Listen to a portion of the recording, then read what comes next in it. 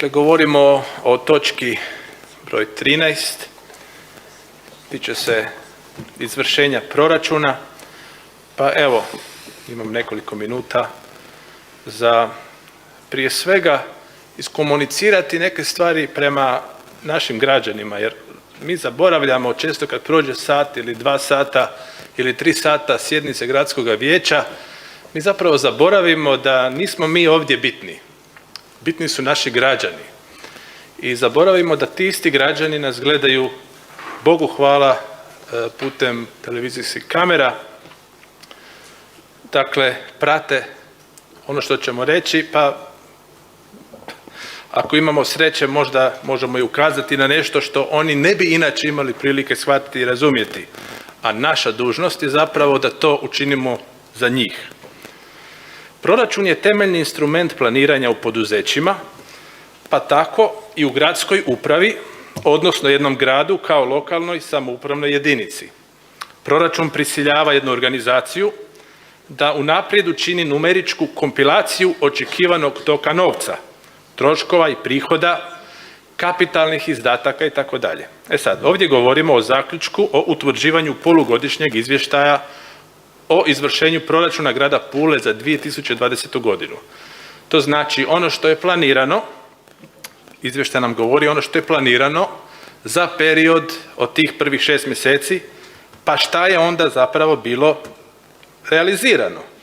Dakle, nešto je bilo planirano, pa da idemo šta je realizirano. I idemo redom.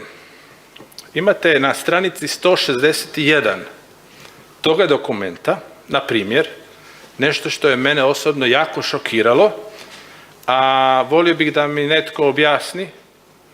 Kaže, to je natuknica broj 4. Sad dobro poslušajte ovo. Kaže, pristojbe i naknade u iznosu od 16.983 kune i 21 lipe odnose se na naknadu radi neispunjavanja kvotnog zapošljavanja osoba s invaliditetom.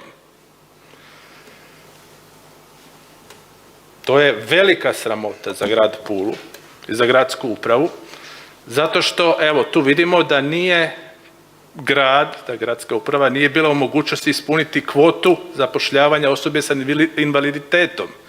Ima li to ikakve veze sa koronavirusom? Ja mislim da nema. Ako ima, volio bi čuti od gospode dogradonačelnika ili gospođe dogradonačelnica mi to objasni. Mene je to izuzetno šokiralo, pogotovo što pokušavam u svom radu u gradskom vijeću baš se fokusirati, skoncentrirati na socijalno osjetljive, odnosno na te teme koje se ne bi smjele događati, pa čak niti za vrijeme COVID epidemije. Idemo dalje. Imate također na stranici 161 jednu situaciju, sada recimo ja nisam ovoga bio svjestan. To je druga natuknica i pred kraju te druge natuknice kaže održavanje web aplikacije e-glasanje u iznosu od 367.041 kunu i 54 lipe. Dakle, po ovome, ovo e-glasanje koje smo mi krenuli raditi ove godine, ova web aplikacija, samo održavanje te web aplikacije na godišnjoj razini, ako sam ja to dobro shvatio, košta 367.041 kunu i 54 lipe. To je po meni strašno skupo za održavanje i ne vidim što se to, kad se jedanput napravi web stranica, što to može koštati 367.000 kuna. Mogu uvažiti da postoji trošak održavanja, ali ne tako visok. Također sad to povlači koliko smo mi u startu platili zapravo onda tu web aplikaciju e-glasanje, jer pretpostavljam da smo samu kreaciju te aplikacije morali platiti kao grad određenu cifru, pa evo, to je bitno da građani znaju i ja se nadam da će se neko zakačiti od medija za to i da će to dalje proučiti. Jer tu je dosta sumnjivo, ta cifra je velika. Na stranici 163 kapitalni projekt Coworking Pula, rashodi su, tu sad lijepo kaže, planirani u iznosu od 1.100.000 kuna, a u izvještajnom razdoblju nisu izvršeni. Točka. To je stvarno fair. To je znači najkorektnija moguća ovdje rečenica.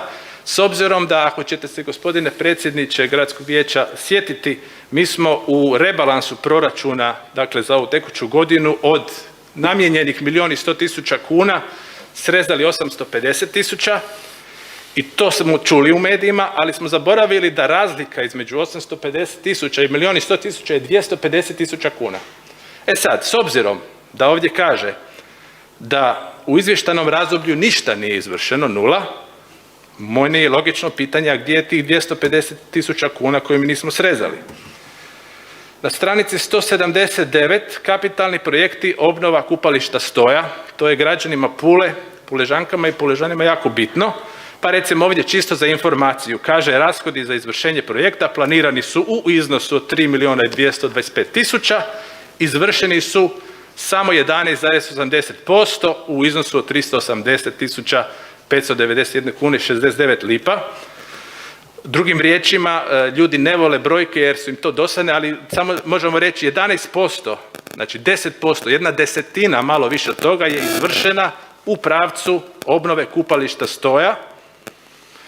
Da li će se išta napraviti tijekom druge polovice ove godine, na tom pitanju ne znam, ali to je još jedna stravična stvar, jer ja isto čekam 100 godina da se više to kupalište Stoja riješi i ne može mi nitko naći nijedno normalno opravdanje da se to ne napravi. To je naprosto jedan nerad i nemar.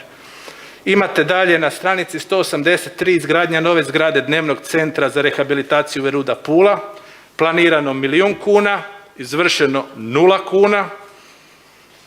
Ako je već nešto planirano, moglo se izvršiti, 10%, 15%. Ako je planirano, sjetite se proračun, to znači postoje plan i namjena. A izvršeno je 0. Ili radite onda loše planove, ili ste se pogubili u korona krizi.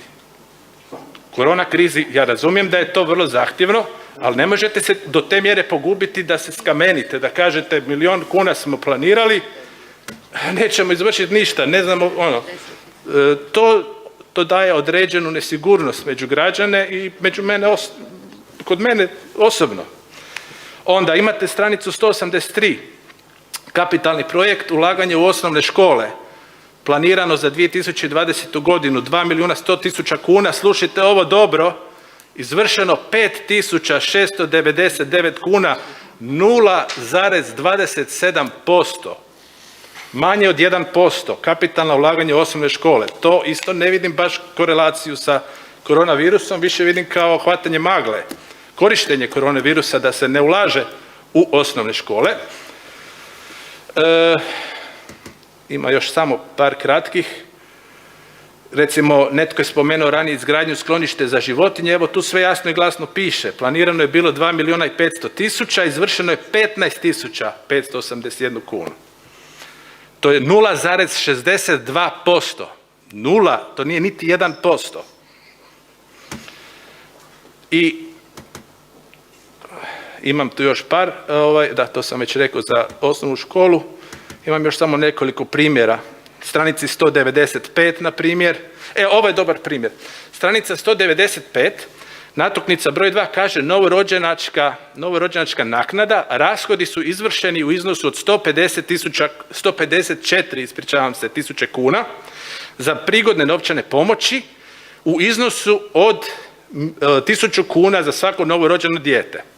Sad pazite ovo. Tu piše ovako, prostite gospodine predsjedniče gradskog vijeća, ovako piše.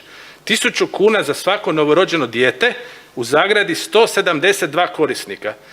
1.000 kuna puta 172 korisnika je 172.000 kuna, a ovdje piše da su rashodi izvršeni u iznosu od 154.000 kuna.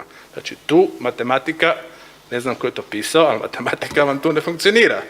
A ja sam inače... Vrijeme, znate, isteklo, dovršite misao, ali već je isteklo vrijeme. A ja vam inače nisam baš dobar matematičar, ali ovo sam znao ja prepoznat. Odlično, ali vrijeme već isteklo, pa mislim, to je to. Evo, moram dovršiti misao, dali ste mi tu čast da mogu dovršiti.